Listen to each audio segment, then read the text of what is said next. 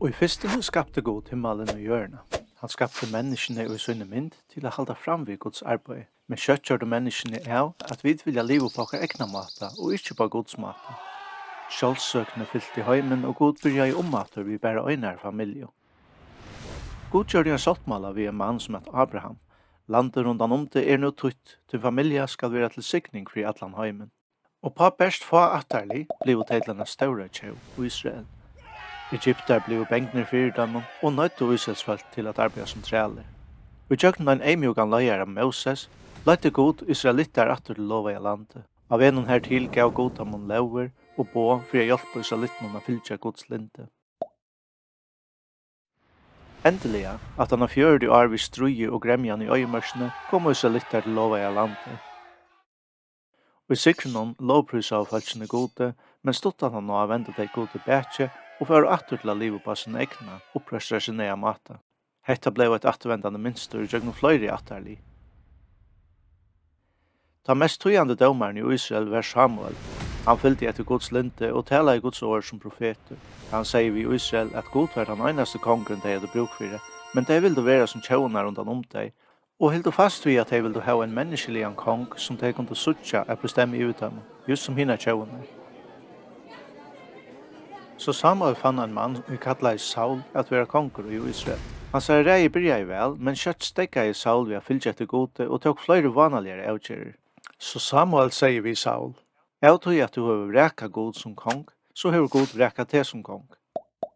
Samuel leita etter noen nødjon konge, og ble leiter til en unga seierhyra som het David. Da David vaks opp til å være konger, så var sikna I God han og israelittene rydslige, men David var ikke fullkommen. Han hadde et kærlekssamband ved en kone som var gift ved øremanne, og David drep mannen for å gå imot livet sine miskjer. Men innast inne elskade David God og vendte atter til å live etter Guds hjärsta.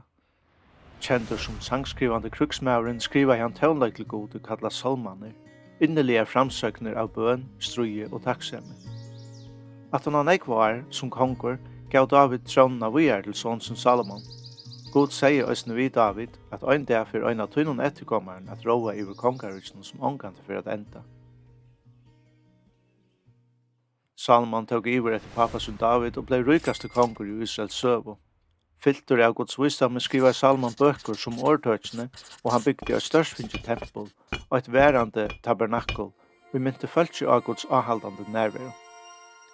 Men Salomon vilte spurste fra gode og gifte seg vid konen som fikk handla tilbya falskar godar.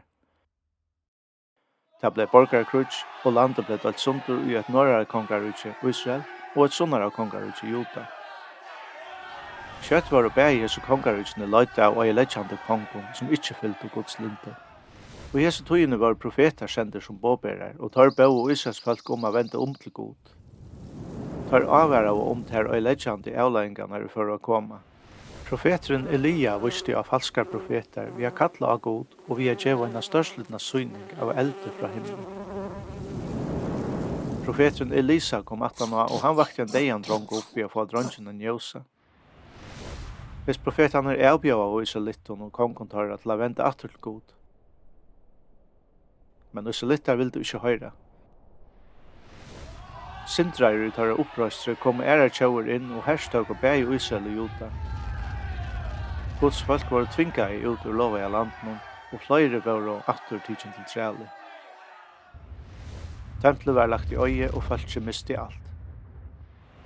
Etta var en tøy som ble kjent som utlegten, her nekver Israelitter, nu kallar jødaner, blev spjatter om flere land. En profetor I at Daniel var sendt til en by som het Babylon. Loven kravde at øll skulle bæra tilbya kongen I Babylon, men Daniel nokta og bedle god trutja from dagen. At fire var Daniel blekar I bøle vi svenk og leiven. Men god bant om mulan av leiven, så Daniel slapp ut etter nasta morgon utan nekka moin.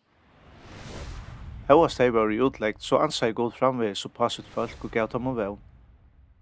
Og I jøkken årene til profeten Jeremias, jeg gjer nødjan sottmala vi Israels og Juda hus. Jeg legger lovmina I barmtørra og rite hana I gjørstetørra. Trusjarsøttene var hessen dreimen verilegge. Persiska kajsaraveldet let jødane sleppa atter til lova I landet. Nokkur få samla seg atter I hovedstaden Jerusalem, og et nytt men minne tempel var røst under løslo av Esra. Endelig sammant av nødtjon, lova og prysa av vi glede, men de eldste tar gråtot, tog de myntlost alt som de hadde mist. Profeter som Malakias og Jesajas peika til framtøyna og en kommande kong, og en Messias, og en som fullt og heilt skulle enderøysa Israel og koma via noen nødtjon kongar og vi frie.